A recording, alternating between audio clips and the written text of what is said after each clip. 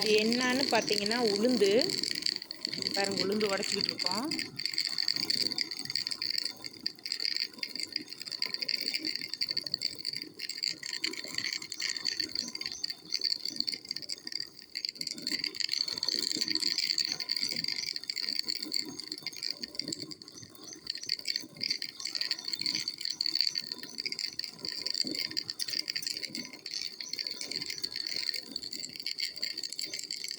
அவ்வளோதான்.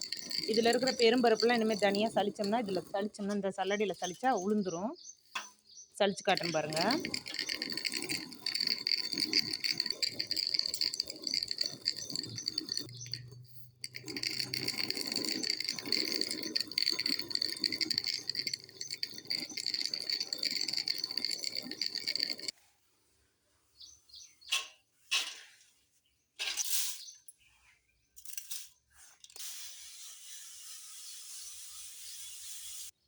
பாருங்கள், சளிச்சதில் வந்துக்கிற உளுந்து இது இன்னொரு தடவை நம்ம போட்டு நறுஸ் பண்ணிக்கலாம்.